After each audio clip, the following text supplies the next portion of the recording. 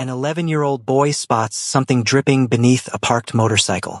His quiet warning stops a man from riding to his death. But when the brakes are found deliberately cut, trust collapses, accusations fly, and the real threat isn't who anyone expected. What happens when fear blinds even the most loyal brothers, and a child becomes the only one willing to see the truth? The clubhouse smelled like motor oil and cheap beer, the kind of combination that clung to your clothes for days. Donovan stood near the workbench, elbow deep in a conversation about carburetor jets with two other members, when he realized he hadn't seen Bobby in 20 minutes.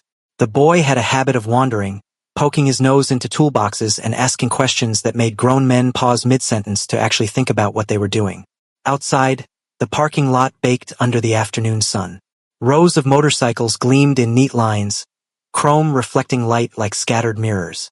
Bobby crouched beside Terry's bike, his small frame casting almost no shadow. He'd been watching a drop form at the edge of the brake line, slow and deliberate, pooling on the asphalt below. The fluid caught the light wrong. Green where it should have been amber, viscous when it should have run thin. Bobby tilted his head, squinting at the line itself.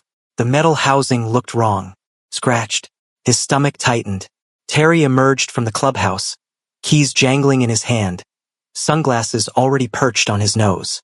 He walked with the easy confidence of someone who'd ridden 10,000 miles and never questioned whether his bike would start. Bobby stood up, stepping directly into his path. "Don't ride that bike." Terry stopped, one hand on the throttle grip. He looked down at the kid, half smiling. "What's that, little man?" "Don't ride it," Bobby repeated, quieter this time. His eyes didn't leave the brake line. Something in the boy's voice made Terry pause. The kind of tone you use when you know something others don't. Terry glanced at the bike, then back at Bobby. "Why not? Something's leaking, and it shouldn't be." Donovan appeared in the doorway, drawn by the strange stillness in the parking lot. He saw his son standing in front of Terry, saw the way Bobby's hands were clenched at his sides, and knew immediately this wasn't a game. He crossed the distance in 6 strides. "What's going on?" Bobby pointed. "The brake line. Look underneath." Donovan knelt, his knees cracking slightly as he lowered himself to pavement level. The green fluid was unmistakable. So was the damage. The line had been filed down, not enough to burst immediately but enough to fail under pressure. One hard stop at 50 miles per hour and the line would blow. Terry would have seconds to realize what was happening before the bike refused to slow, before momentum carried him straight into whatever obstacle lay ahead. Donovan's jaw tightened. He ran his thumb along the scored metal, feeling the deliberate grooves. This wasn't wear and tear. This was sabotage. "Terry, don't touch anything else. We need everyone out here. Now." Word spread through the clubhouse like fire through dry grass. Within minutes, 20 members crowded the parking lot, forming a loose circle around the bike. Voices overlapped, rising in pitch and volume. Someone tried to kill Terry. Someone wanted him dead. The questions came fast, each one sharper than the last. Everyone desperate for answers that didn't exist yet. Who the hell has access to this lot? We all do. That's the point. When was the last time you rode it? Terry's voice cut through the noise. 2 days ago. Ran fine. No issues. So it happened since then. The silence that followed felt heavy, oppressive. Everyone was doing the same mental calculation, cross-referencing schedules, remembering who'd been around, who'd been angry, who'd had opportunity. The name surfaced quietly at first, a murmur from the back of the crowd that gained traction as it spread forward. Gary. Gary had been fired 3 weeks ago after a screaming match over money he claimed was owed. He'd thrown his cut on the floor and walked out swearing he'd been disrespected, humiliated, cast aside after years of loyalty. Every reason to want revenge. Terry's expression darkened. "He was here yesterday. I saw him talking to Alan near the fence." Alan stepped forward, his voice measured but strained. "He came to return some tools he'd borrowed. That's it. We talked for 5 minutes. 5 minutes is long enough. He wouldn't do this. You don't know that." The argument escalated quickly, members taking sides without fully realizing they were doing it. Alan defended his brother with the kind of fierce, exhausted loyalty that comes from years of standing between someone you love and the world's judgment. But doubt crept in anyway. Even Alan couldn't say with absolute certainty where Gary had been every hour of the past 2 days. Donovan watched it all unfold, saying nothing. He caught Bobby's eye across the crowd. The boy stood off to the side, arms crossed, face unreadable. But Donovan knew that expression. Bobby was thinking, processing, cataloging details that everyone else was too angry to notice. Terry made the decision. We need to talk to Gary. Tonight. Alan shook his head. You're making a mistake. Then let him prove us wrong. But Alan was already walking away, climbing onto his bike without another word. The engine roared to life, and he was gone before anyone could stop him. The crowd dispersed slowly, conversations splintering into smaller groups. Donovan stayed beside Terry's bike, staring at the damaged line. Bobby approached quietly, standing next to his father. You did good, Donovan said softly. You might have saved his life. Bobby didn't respond right away. When he finally spoke, his voice was barely audible over the distant rumble of engines. Dad? I don't think it was Gary. Why not? I don't know yet. It just doesn't feel right. Donovan looked down at his son, at the serious expression on that young face. 11 years old, and already learning that sometimes the most important questions don't have easy answers. The emergency meeting happened 48 hours after Bobby's warning. The clubhouse felt smaller now. The air itself seemed to press inward. Members filed in with expressions ranging from anger to apprehension, taking seats that suddenly felt territorial. Donovan noticed who sat where, who avoided eye contact, who clustered together in silent alliances already forming. Terry stood at the front, arms crossed, his usual easy demeanor replaced by something harder. He laid out the evidence methodically. The sabotaged brake line, the timeline, Gary's recent termination, the lingering resentment. His voice remained steady, but underneath was barely controlled fury. Gary had motive. He had access. He was here the day before I would have ridden that bike. Terry's eyes swept the room. We all know what happens when someone feels wronged. They want payback.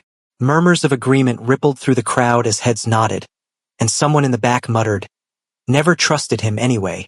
Alan sat near the rear wall, isolated despite being surrounded by people he'd ridden with for years. When Terry finished speaking, the room turned toward him expectantly. Alan stood slowly, his movements careful, deliberate. My brother is a paramedic. He spends his days saving lives, pulling people out of wrecked cars, performing CPR on strangers. You think someone like that comes home and plans murder? People snap, someone called out. Not Gary. You know him. You've known him. Terry's voice cut through. We thought we knew him. But you're his brother, Alan. You're too close to see this clearly. You can't be objective. The words hung in the air like an accusation themselves. Alan's jaw tightened. He looked around the room, searching for support, finding mostly averted gazes. Even members who'd shared meals at his house, who'd crashed on his couch after long rides, stayed silent. So that's it? Guilty until proven innocent? That's how we do this now. No one answered. The silence was its own verdict. Alan walked out without another word. The door closed with a soft, final click. No slam, just quiet withdrawal which somehow felt worse. The next 2 days unraveled the club's cohesion like a pulled thread. Alan stopped answering calls. He stayed away from the bar and missed the Thursday maintenance session that had been routine for 3 years. His absence became its own statement. Some members read it as guilt by association. Others saw it as justified withdrawal. The division happened quietly. Conversations died when certain people entered rooms. Rides that used to fill the lot with a dozen bikes now rolled out with 4, maybe 5. A gradual pulling away that felt inevitable. Donovan felt the fracture in his gut. He'd known Gary since the man first prospected, had watched him grow from a nervous kid trying too hard to a solid, dependable brother. The pieces didn't fit. Gary angry? Sure. Gary holding a grudge? Maybe. Gary filing down brake lines in the dark? Donovan couldn't make that calculation work. Thursday night, instead of joining the others at the bar, Donovan drove to County General Hospital. He found Gary in the ambulance bay during a shift change, restocking supplies in the back of a rig. Gary saw him approach and simply nodded, unsurprised, as if he'd been expecting this conversation eventually. You here to accuse me or ask me? Gary's voice was tired, not defensive. Ask. Gary gestured to a bench near the loading dock. They sat, watching ambulances come and go, sirens rising and fading in the distance. Saturday afternoon, when Terry's bike was tampered with, I was 3 hours into a double shift. Kid took something at a party, didn't know what it was, stopped breathing in his friend's basement. Gary stared at his hands. We worked on him for nearly an hour, bagged him, pushed meds, got him stable enough to transport. He's alive because we didn't quit. You didn't know Terry was planning to ride? I didn't even know he'd be at the clubhouse. Donovan, I'm angry. I think I got screwed over money I earned. But I'm not homicidal.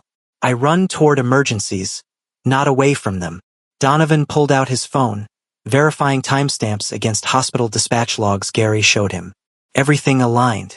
The overdose call came in just before 3 that afternoon. Gary arrived on scene minutes later, transported the kid to the hospital within the hour. The timeline was documented, time-stamped, impossible to dispute. During the window when someone accessed Terry's bike, Gary was literally bringing someone back from the edge of death. The alibi was airtight. Donovan drove home slowly, processing. When he arrived, Bobby was still awake despite the late hour, sitting at the kitchen table with a notebook open in front of him. The boy had been drawing something, a crude map of the parking lot, motorcycles represented by small rectangles, arrows indicating sightlines. Dad, did you find out? Gary didn't do it. He was working, saving someone's life. Bobby nodded, no surprise in his expression. I knew it wasn't him. How? Because hurting people and helping people don't live in the same brain. Not like that. Donovan sat across from his son, studying the makeshift diagram. 11 years old, and already understanding something about human nature that grown men had missed while drowning in fear and suspicion. If it wasn't Gary, Bobby said quietly, then who? And why did they want everyone to think it was? That was the question that would keep Donovan awake that night, staring at the ceiling, replaying every conversation, every interaction, searching for the piece they'd all missed while tearing themselves apart. The morning arrived with the discovery that changed everything.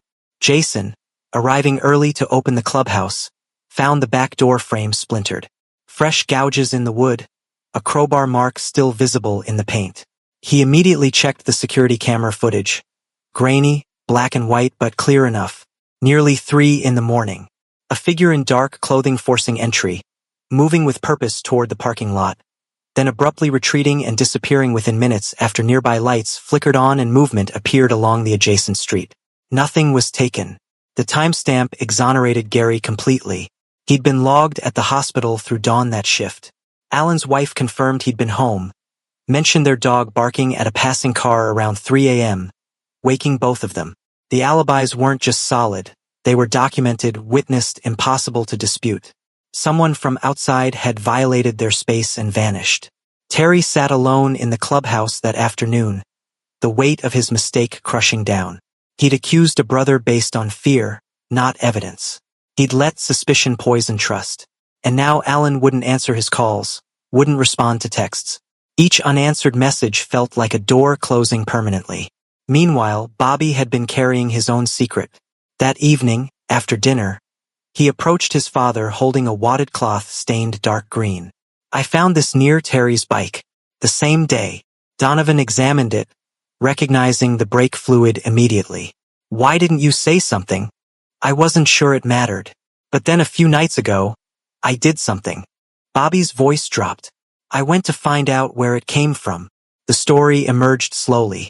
Bobby had ridden his bicycle across town to the industrial district, to the lot where the Iron Jackals ran their repair operation. He hadn't gone inside, he knew better, but he'd watched through the chain-link fence. Green fluid in unmarked containers, stacked near the loading dock. The same distinctive shade. Donovan's hands trembled slightly, torn between pride at his son's initiative and terror at the risk he'd taken. You could have been spotted. You were trying to keep everyone from destroying each other. I figured if I could help prove Gary didn't do it, maybe things would calm down. They took the cloth to Miguel, a mechanic who worked independently, someone with no club affiliations. Miguel analyzed it under better light, compared it to commercial samples. industrial-grade brake fluid, rarely used for civilian motorcycles. The kind purchased in bulk by shops servicing fleets or maintaining rental equipment. This isn't hobby-grade stuff, Miguel confirmed. Whoever used this had professional access. The evidence pointed outward, toward the jackals. But before Donovan could decide how to act on it, his phone buzzed. Terry, voice strained. Alan's missing. His wife thought he was staying with friends. Nobody's seen him in 2 days. Terry drove to the storage unit on instinct, the place where the club kept surplus parts, old gear, things members stored between moves. The roll-up door stood partially open, unusual for a facility that prided itself on security. Terry pushed it higher, stepping into the dim interior. Alan lay slumped against a metal workbench, his skin pale and slick with sweat. His breathing came in short, irregular gasps. Terry dropped beside him immediately, training kicking in from decades of riding with people who'd crashed, seized up, pushed their bodies beyond safe limits. Alan, hey, stay with me. Alan's eyes opened, unfocused. He tried to speak but couldn't form words properly. Terry checked his pulse. Rapid, thready, inconsistent.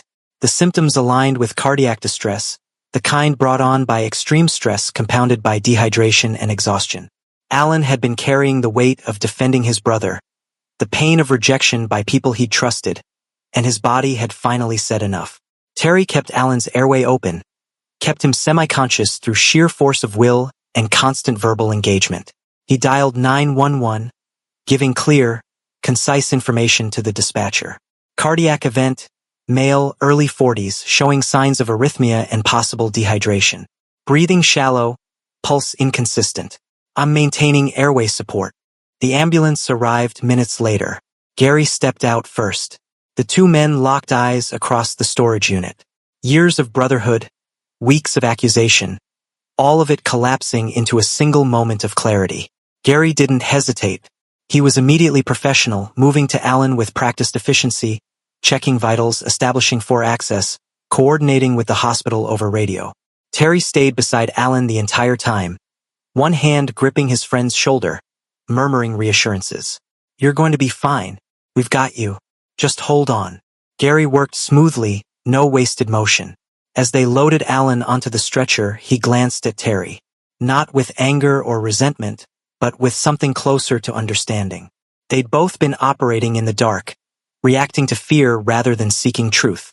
At the hospital, while Alan was stabilized and admitted for observation, Terry and Gary stood in the hallway. The apology came quietly. I was wrong, Terry said. About all of it. Gary nodded slowly. Fear makes people stupid. I've seen it in emergencies. People panic, make bad calls, hurt the person they're trying to save. How do we fix this? We already started. You showed up when Alan needed you. That counts for something. When Alan woke hours later, groggy but stable, the first faces he saw were Terry and Gary standing together. He tried to speak, but Terry stopped him. Rest. We'll talk later. Right now, you just focus on getting better. Alan's eyes moved between them, understanding passing without words. The bridge wasn't fully rebuilt yet, but the foundation had been laid. The phone call came through a mutual contact, someone who'd worked with both clubs on neutral repair jobs. Mason, a younger Jackal member, wanted to talk. He sounded nervous, words tumbling out fast like he was afraid he'd lose courage if he slowed down. Donovan met him at a diner 20 miles outside town, far from watching eyes. Mason barely touched his coffee, hands wrapped around the cup for something to hold on to. I wasn't part of it, he said immediately. But I heard things. Deacon, one of our older guys, he'd been talking about destabilizing your routes, making leadership look weak. He thought if something happened to Terry, your club would fracture. He acted alone. Cole didn't authorize it. Cole know now, as of this morning. And he's pissed. The sit-down was arranged for another day. Neutral Ground, a closed auto shop owned by someone who'd done business with both clubs for decades. No weapons, just leadership. Donovan, Terry, and 2 senior members represented their side. Cole arrived with 3 jackals, including Mason. The tension was immediate but controlled. Cole spoke first, standing rather than sitting, his voice carrying the weight of someone accustomed to being heard. Deacon's out. Permanently. What he did doesn't represent how we operate. He looked directly at Terry. Cutting brakes isn't competition. It's attempted murder. And it's cowardice. Terry's jaw worked, processing. Why should we believe you didn't order it? Because if I wanted you gone, I'd challenge you straight on. Not sneak around in the dark like a rat. Cole's expression hardened. We've been circling each other for 3 years, pushing boundaries, treating every street corner like contested territory. And for what? So we can say we won a war nobody actually benefits from. He laid out a proposal. Clearly defined boundaries, shared business routes where competition stayed fair and transparent. A code of conduct both clubs agreed to enforce. No more ambiguity. No more territory disputes that escalated into violence. We can compete without destroying each other, Cole continued. But if we can't handle conflict without it tearing everyone apart, members, families, the next generation, then an open war destroys us all. Nobody wins that. Donovan watched Terry carefully. The man was still angry, still processing the betrayal of trust and the mistakes he'd made in response. But exhaustion had replaced rage. The alternative Cole presented wasn't friendship, it was pragmatic survival. Terry spoke slowly. We agree to terms, we enforce them equally. First violation from either side gets addressed immediately.